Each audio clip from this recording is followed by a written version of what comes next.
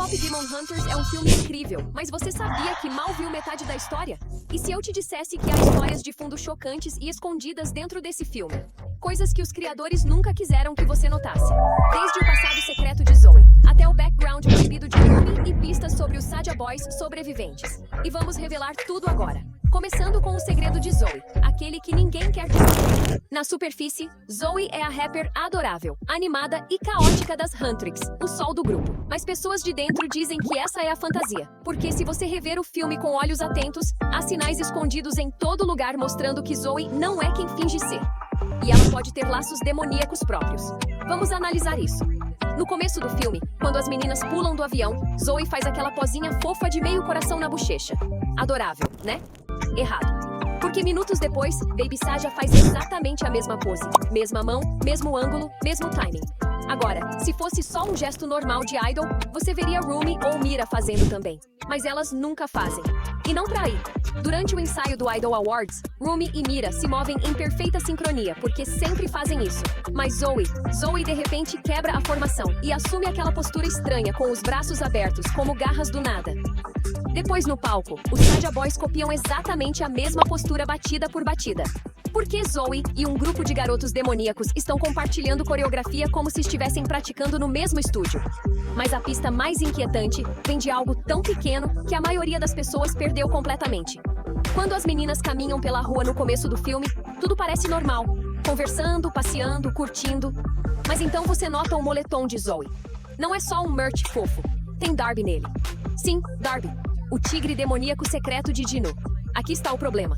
Zoe não deveria nem saber que Darby existe. Ele só aparece para Rumi. E mesmo assim, só em momentos privados. Então o que Zoe está fazendo usando o mascote demoníaco de um garoto demônio que ela nunca conheceu? E lembra a regra de K-Pop Demon Hunters. Nada é acidental. Todo detalhe significa algo. Então, o que os criadores estão tentando nos dizer? Os sinais apontam para uma conclusão perturbadora. Zoe tem sua própria conexão demoníaca escondida. E ela tem escondido isso das Huntrix o tempo todo. A próxima pista é ainda mais reveladora. Em Golden, Zoe canta a linha I lived two lives, tried to play both sides. A maioria das pessoas assume imediatamente que ela está se referindo a crescer entre os Estados Unidos e a Coreia. Mas pessoas de dentro sugerem que both sides é na verdade uma pista para algo muito mais profundo. Em vez de referenciar duas culturas, aponta para Zoe equilibrando duas naturezas, bem e mal. Porque ela, assim como Rumi, pode ser secretamente meio demônia. Quando você alinha isso com tudo o que já vimos, fica mais convincente. Zoe espelha os movimentos dos Sadia Boys em múltiplas cenas. Ela usa um moletom com o tigre demoníaco de Dinu, mesmo nunca tendo conhecido Darby, e demonstra um nível incomum de conexão com elementos demoníacos ao longo do filme. Tudo isso apoia a ideia de que os criadores plantaram pistas sutis sobre suas verdadeiras origens. Tem também o flashback do colégio. A princípio parece uma cena normal de uma estudante desenhando no caderno, mas um olhar mais atento revela algo estranho. Zoe escreve a frase I go Rambo, o que é estranho por dois motivos.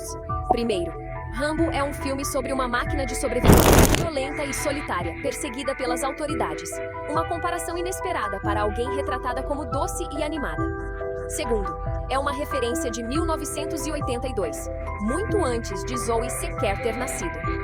Levanta a questão de como uma adolescente de 14 anos teria uma referência tão específica e antiga, a menos que fosse mais velha do que parecia, potencialmente muito mais velha. Os outros rabiscos dela também não ajudam o caso. São esboços sombrios, quase perturbadores, com um estilo demoníaco semelhante à estética de Guima. Esses não são desenhos típicos que você esperaria de uma adolescente comum, e combinam com os elementos sobrenaturais que cercam o personagem dela. Quando você junta tudo isso, as semelhanças de coreografia, o moletom ligado aos demônios, as letras enigmáticas e os esboços sinistros, o padrão fica difícil de ignorar. As evidências apontam para uma conclusão. A identidade de Zoe não é o que parece ser. Os criadores podem ter sugerido o tempo todo que ela é meio demônia. Continuando com o tema de laços demoníacos escondidos, pessoas de dentro dizem que Mira tem sua própria conexão sobrenatural que o filme sugere discretamente. Um dos detalhes mais ignorados é o elo dela com Mystery Sadia.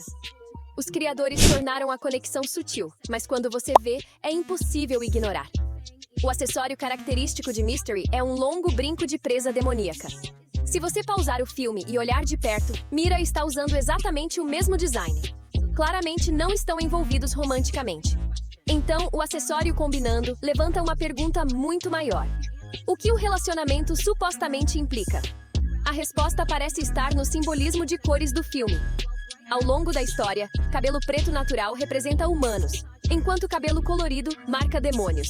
Um padrão visto nos Sadia Boys e na própria transformação de Rumi. Mas Mira se destaca. Ela tem cabelo colorido desde a infância, muito antes de encontrar forças demoníacas. Segundo pessoas de dentro, isso não foi uma escolha aleatória de design. Foi uma pista deliberada e antecipada de que Mira em si é uma demônia, e mais especificamente, que ela é a irmã escondida de Mystery. A forma como o filme enquadra as interações deles apoia essa ideia. Apesar de lutar contra quase todo demônio que encontra, Mira nunca vai atrás de Mystery. Mesmo durante o confronto final, pessoas de dentro afirmam que isso foi intencional. Mira não está evitando ele por medo ou estratégia. Está evitando porque o reconhece. Mesmo sem ter conscientemente reconhecido isso, uma parte dela sabe que ele é sangue. Outro momento que ganha novo significado é quando Zoe elogia um pôster de Mystery, e Mira entra para arrancá-lo. À primeira vista parece a atitude clássica de Mira. Mas com essa nova interpretação, parece mais uma reação super protetora. A última coisa que ela quer é que o irmão seja atraído para um romance proibido com uma humana, especialmente depois de testemunhar o que aconteceu com o pai de Rumi. Pessoas de dentro dizem que o plano original era para o filme mergulhar muito mais fundo nas identidades demoníacas de Zoe e Mira, usando-as para enfatizar a ideia de que as pessoas podem carregar tanto escuridão quanto luz dentro delas mesmas. Mas para manter o filme focado no arco principal de Rumi, os criadores reduziram o subplot, deixando os fãs com pistas espalhadas e simbolismo não resolvido. A diretora Maggie Kang mencionou que essas escolhas mantêm a porta aberta para uma continuação, ou até uma possível série, onde essas revelações poderiam finalmente ser exploradas. Certo, nos storyboards originais, viu-se que os criadores estavam escondendo algo muito maior do que qualquer um percebeu. Nos rascunhos iniciais, havia um flashback que redefinia completamente a família de Rumi. O pai dela não era algum monstro sem sentido. Era um demônio gentil e de fala suave que genuinamente se apaixonou pela mãe dela. Eles fugiram juntos, tentaram construir uma vida tranquila e, por um momento, realmente conseguiram. Mas aqui está a parte insana que os estúdios nunca quiseram que você visse naqueles esboços. Rumi não era o único bebê da família. Eram dois. Isso mesmo. Rumi tinha uma irmã gêmea. E isso não é teoria que alguém inventou na internet. As evidências estão bem ali na arte de produção inicial. Um retrato completo da família. O pai demônio, a mãe caçadora, a pequena Rumi e outra menina bebê bem ao lado dela. Mesma coberta, mesmas marcas, tudo igual. Os criadores literalmente a desenharam na família. Então por que não vimos nada disso no filme?